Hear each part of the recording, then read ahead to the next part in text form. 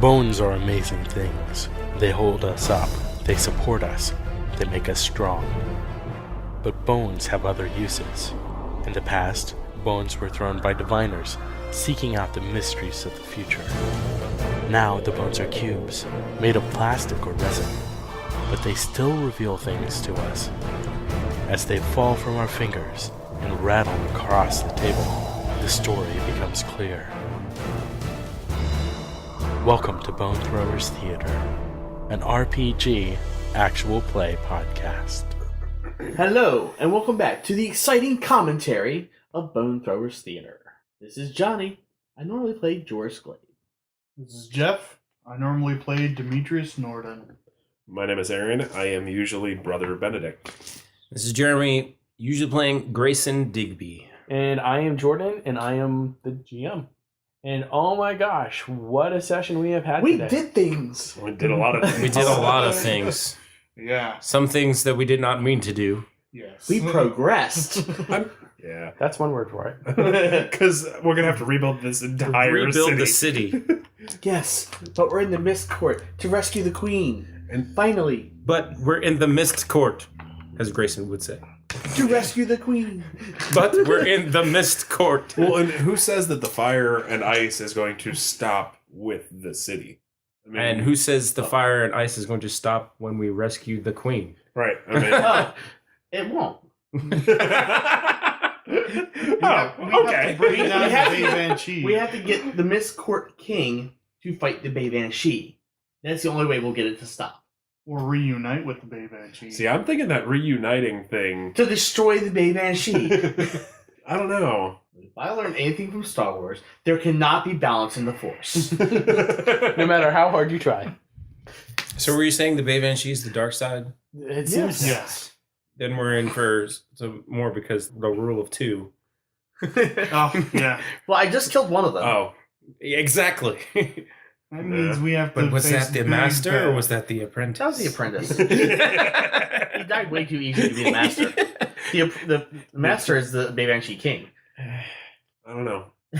Remember, you've already seen the Banshee eat a whole human corpse in one gulp. Yeah, that's pretty evil. I mean, I don't know if there is much Yeah. reuniting with something like that. Oh my gosh.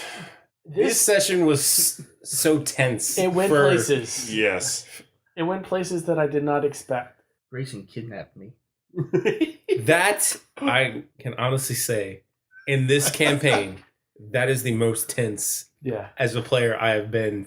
That hallway, the tunnel scene, and the teleporting into the storage You used- hideout. That was, 2 of your hero points yeah. We talked. I spent. against your teammate. I had four hero points to start off with. Got another one and spent them all. Mm-hmm. Yeah. That's how I know I'm doing something right. Spent 5 hero points. That's how I know I'm doing something right, is when you care enough for something to go properly that you want to make it happen that much. Well, yeah, that's what we talked about sort of in between sessions, was that Grayson cares so much to keep his identity, like of what he can actually do, so secret Mhm. that, yeah, gonna spend those hero points. He's gonna do things that are gonna just try and get him out of a situation without being identified and noticed. And You know what? With the whole city burning, I wonder what happened to Loveless. ooh, yeah, I have to make a note of that.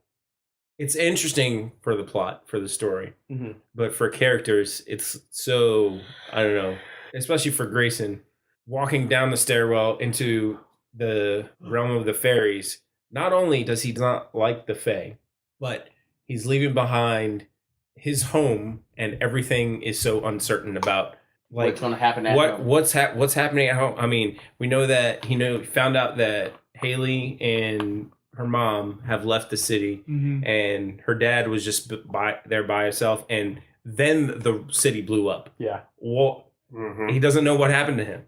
Yeah. What is happening to Demetrius' shop? What is It's happening gone. to all of Grayson's stash places? It's like his world is literally blowing up, Yes. and he's heading to somewhere where he never wanted to go. Yeah. Well, and that's the thing. I feel like the characters would have tried to push it off as long as they could. You know, like the whole... Oh. You know, like they were very, Some of the characters would. yeah. Well, and I think that's fitting because I wanted, like, Grayson was going to react quickly to try and end things, and when that's why he's standing there in front of the key and was like, let me know it's all right. Let me know it's all right. Okay, it's okay. I touch it. I grab it. And then when he realized what it was doing, he was like, oh, this is not the solution that I was hoping for. Which is why he was the last one down. Mhm. Like, he was like, I want this to end, but I did not want to go there. Do you think Grayson recognized that he was powering the key? Was kind of the impression that I got. Yeah, that's the impression that I got too when you said that feels like energy is coming from your bones, especially since we had that clue that Jorus saw Grayson's skeleton.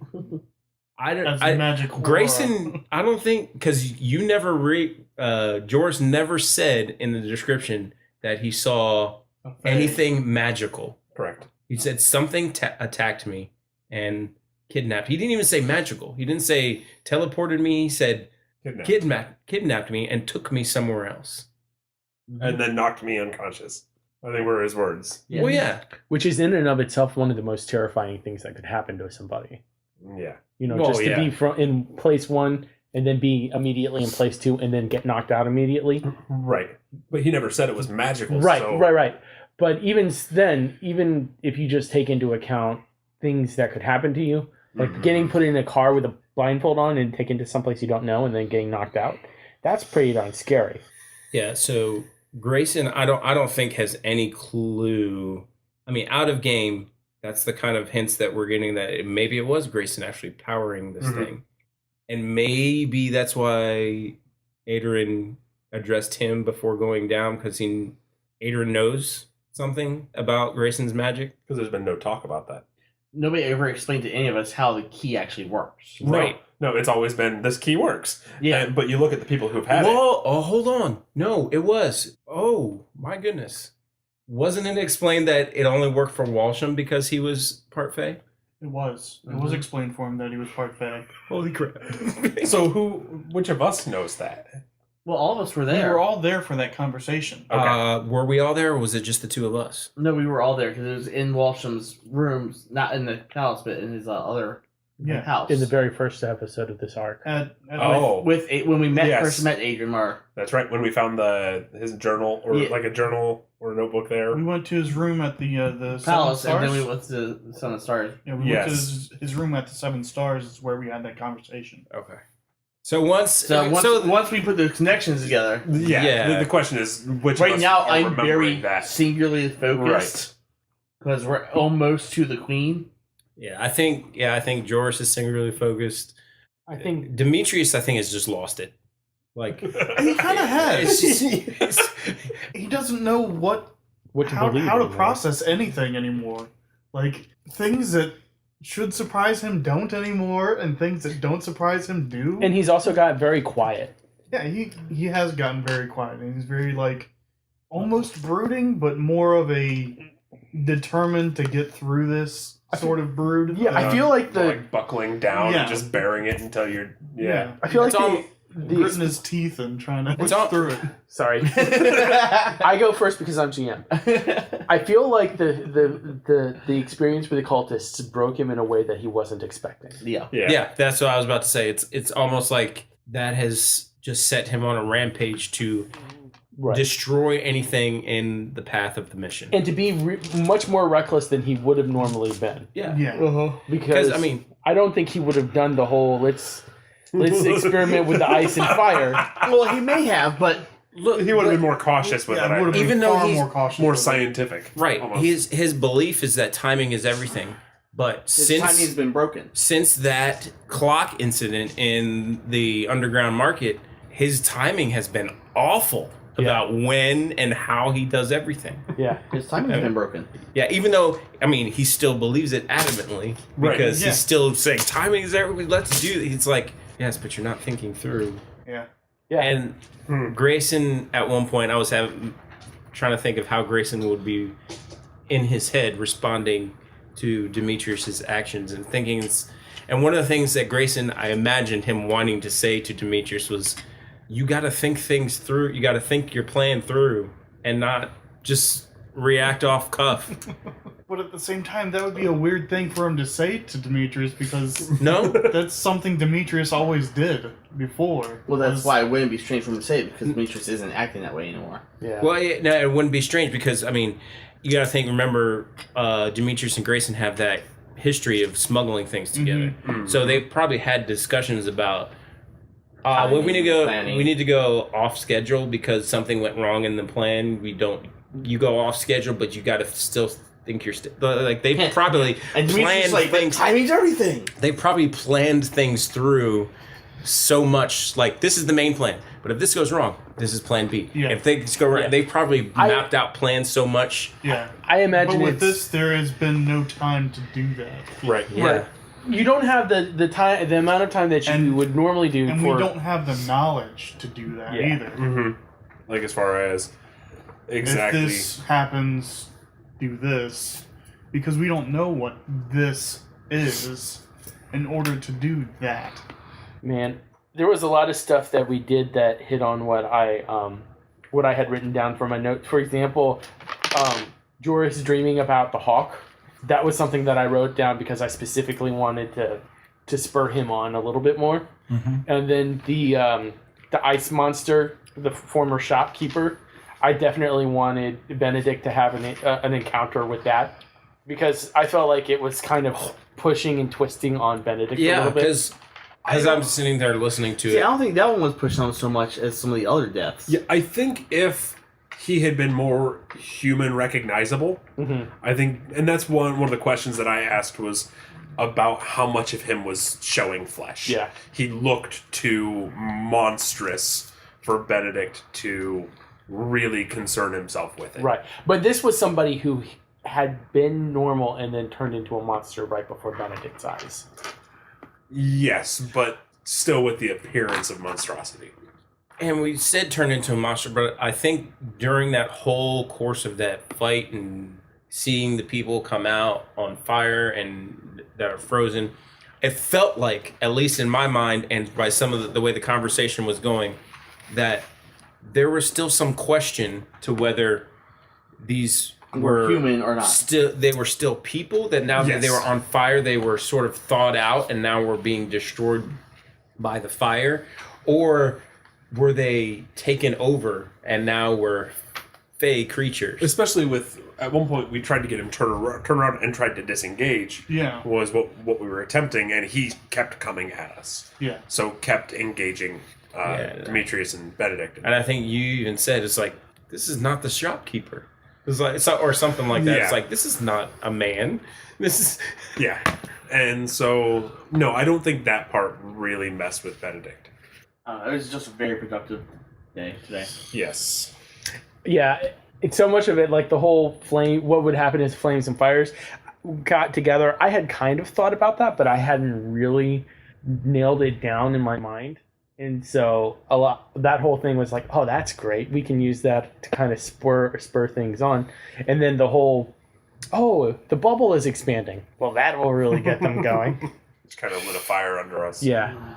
Yeah, because I feel like if I hadn't done that, it could have taken at least another episode to Just think, if get there had where been you any of were. those boats in the tunnel, I would have gone through the tunnel way. Mm-hmm. Yeah. You would have been in there early. Uh-huh. Probably lucky that there weren't. There was a whole subplot that I had planned with a thief who was going to. If you could have gone through the tunnels in Undermarket to get there, and there was a thief who had been stealing from the cathedral beforehand. You could have used as a guide. So There weren't any bones in the tunnel. yeah, That was one of the things we talked about in between episodes when you said that he went to see Magic Aura, Jorus, and there was the spiral of aura. yeah. I was sitting there thinking, and I know everybody saw me get this kind of like horrified look on my face when he said that, was that, okay, is the spiral of aura actually on the walls of the Which is tunnel? how I interpreted it. Or was it like in the air of the tunnel?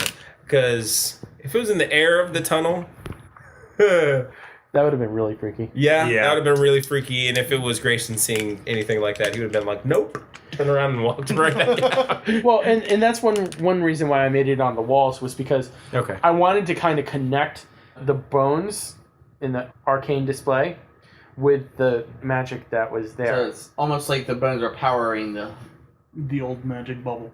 bubble. And then the spiral just looked cool. A lot of my descriptive choices are, ooh, what sounds cool? Mm-hmm. You know, and I leave a lot of that up to the moment. So it gets me in trouble later on if I have to remember that. But all right. So let's go ahead and talk about our points. I'm going to go ahead, instead of giving you 10 like I normally do, I'm going to go ahead and give you 15. Yeah. Because this was a pretty action-packed session. Almost enough to up my might. I could. Jeff, didn't you actually completely up an attribute today? No. No, you I thought took about that changed back. You walked that I one just, back. yeah, I upped a couple of other things. I did my knife, sword, and throwing skills. Okay. Speaking of upping, I upped like, an attribute today. Oh, what'd you do? My charm. Nice. speaking of upping things or learning new skills, like I upped my magic before this session, which saved me on a couple of ones because I like just made it. Johnny I learned with the some new skills. the new magic of divination. Divination, yeah. That was awesome. that was awesome. Yeah. That saved us a whole lot of time and wondering, all right, who's gonna die first? Yeah. And surprisingly open about what you were doing. Like, I saw the future. This is what we're doing. There's Okay. there's a complete difference between character Yes. Jorus and character Yes. Grayson. It's like, And okay. And Grayson, I think at one point was like, all right, we're gonna have to trust you on that because you're the only one that understands magic. Yeah. Well, I mean, even what we were talking about at that point, it's true. I'm the only one who can see magic. Well, yeah. So in terms of who advanced their character the most, I'd say goal-wise, Jorus advanced. Yeah. Yes. Goal- Goal-wise, I would agree with that. as far as becoming a new, like, there's a new aspect to their character. Demetrius is in the running. Mm-hmm. And Grayson's in the running. Yeah. For me, it's a toss-up between Jorus and Grayson. Ready, fight.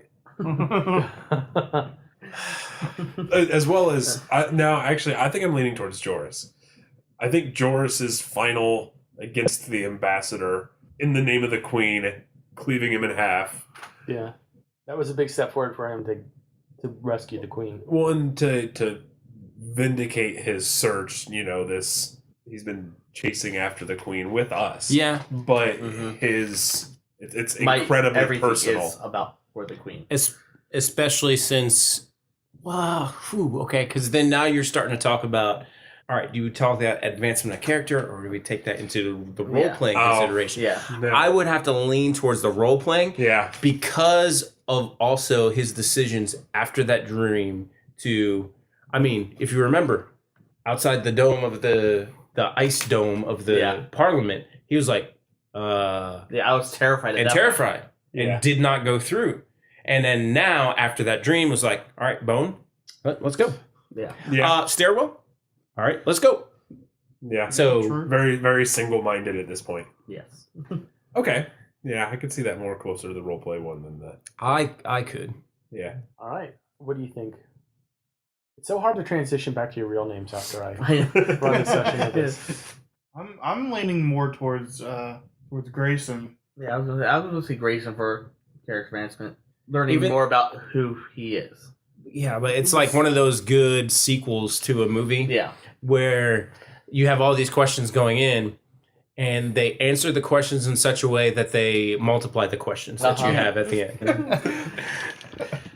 But yeah, I would say Grayson for character advancement, just because he's learned a lot more about his Mhm. character.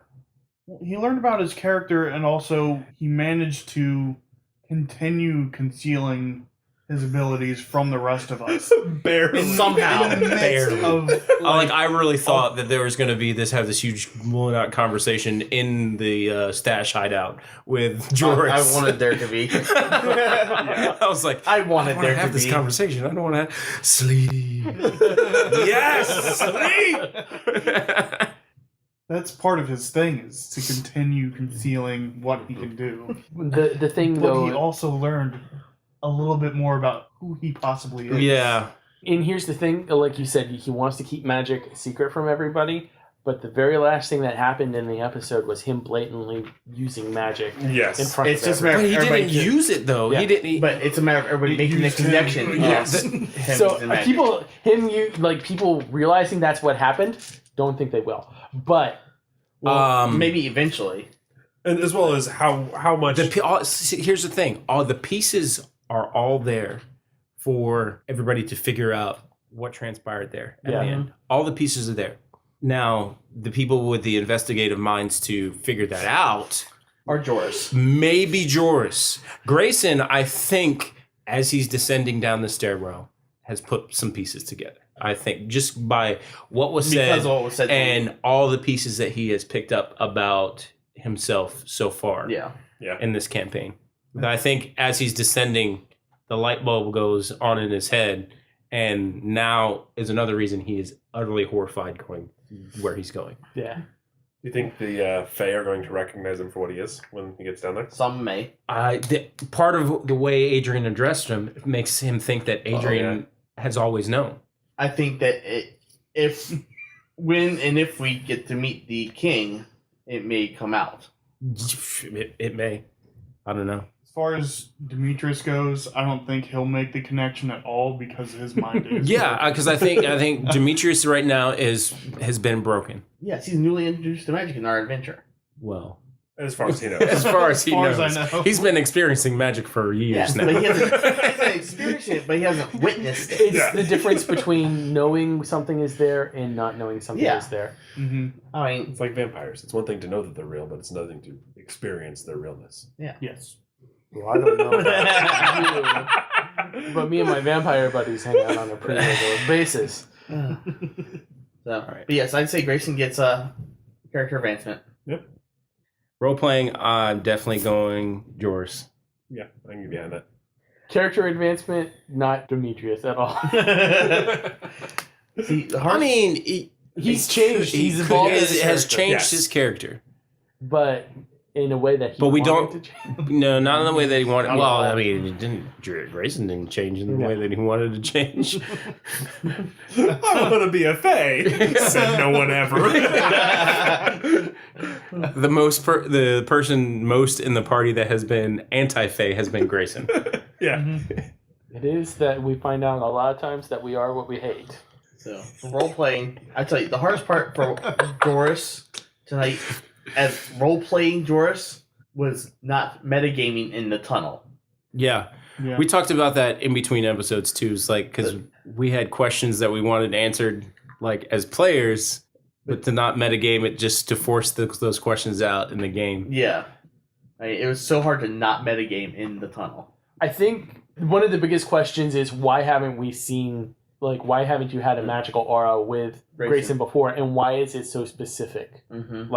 And the thing that got to me was that they were so close to the bones. Yeah. That was really what was Because causing. I looked towards Grayson before since the magical aura, Mhm. but didn't see anything.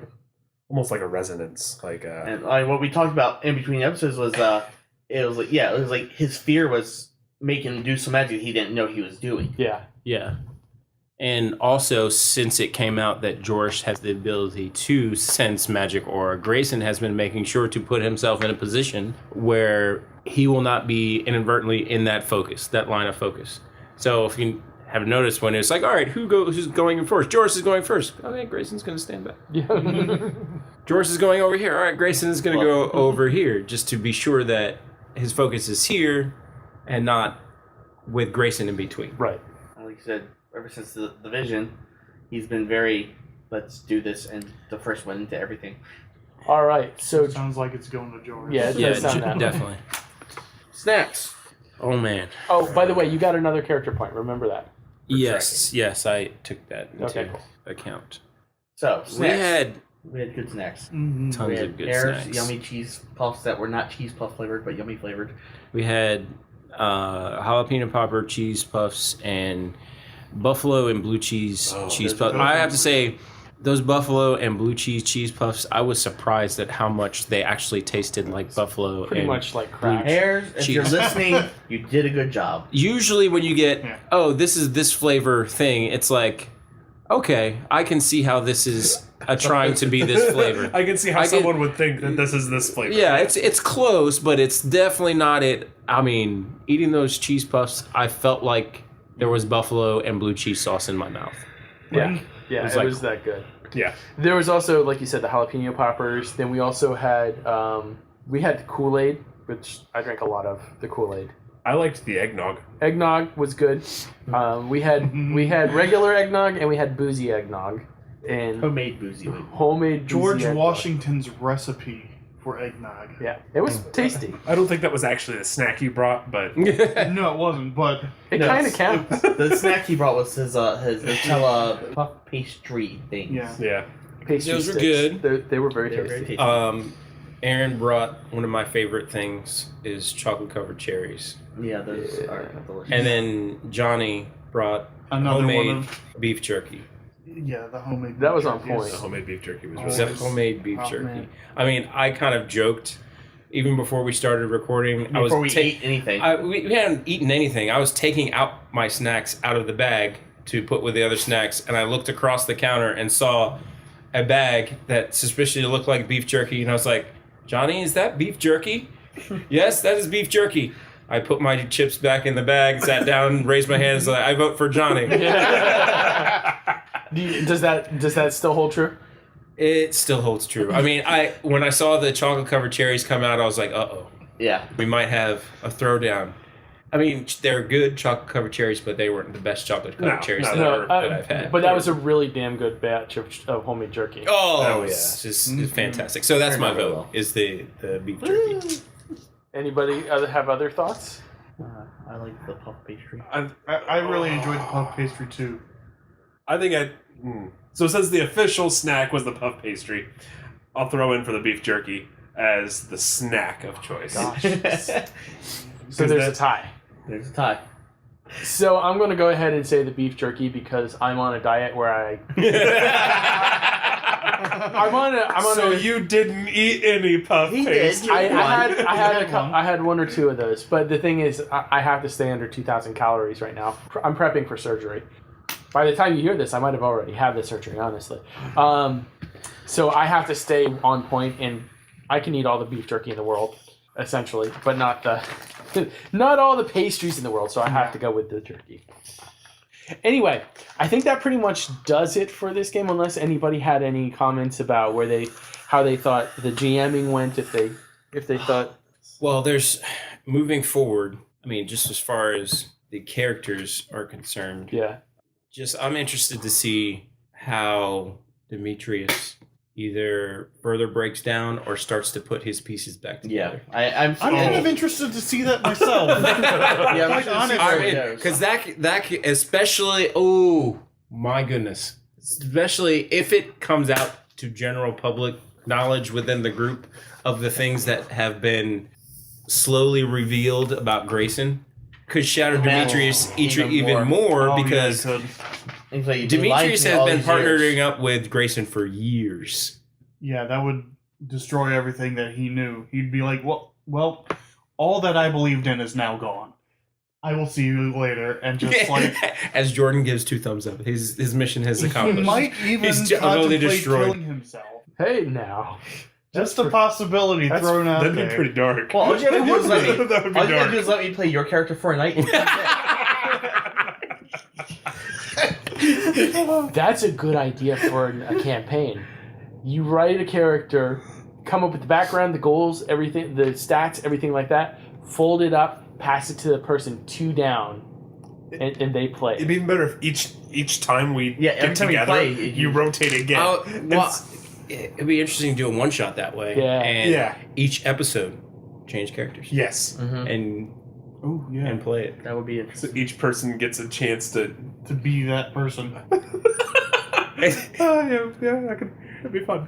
That would, They can challenge your especially if you got acting skills. especially if you get some of those interpersonal like PvP Yeah. conflicts. Like if there was a lot of PvP moments tonight Yes. between Grayson and Demetrius because Grayson is still pissed off at Demetrius for like his knife throwing catacombs thing.